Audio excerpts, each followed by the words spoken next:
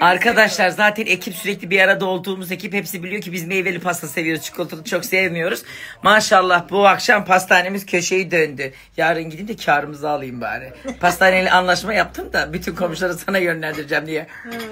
Herkes farklı yerde. İçeride bir hafta yetecek kadar pastamız var. Ben onu bir difrizde koyayım da. 2 dakika bekle çayı. Cumartesi günü de söz pastası yiyeceğiz. Gelsin kaloriler. Evet ağladı bebek. Mira bebek güzel mi? Sevdin mi?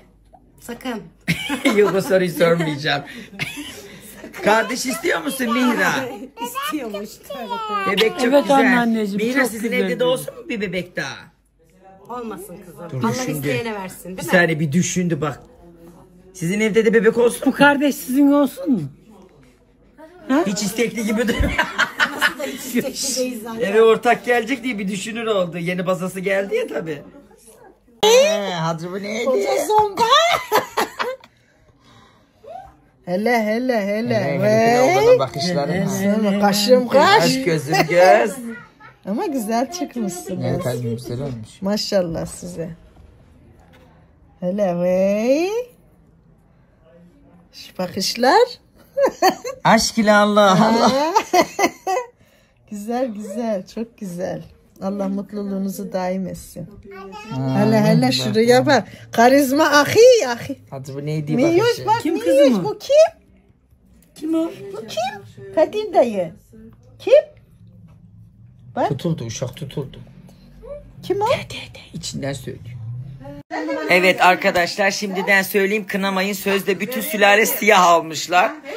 Yine rahibe terasalar siyah gelecekler. Sonra demeyin ki bunlar niye siyah giyinmiş.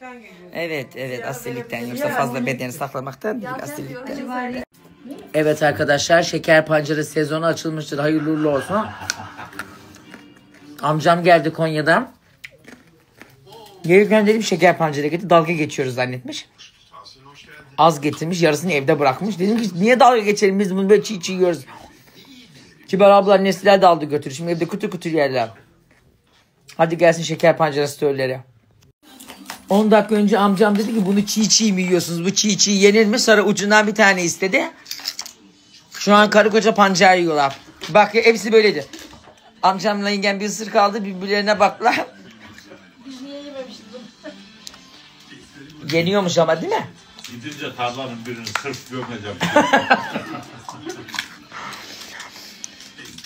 43 mü 44 mü? Ne? Yaşını unuttum. Daha doğrusu.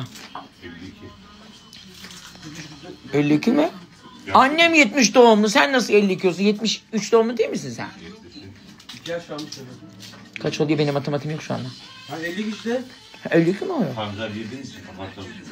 Amcam 52 yıllık Konyalı şu an ilk defa şeker pancarını çiğ gördü. Bak lezzete. Bu da yine Kadir Eziz'in başının altından çıktı.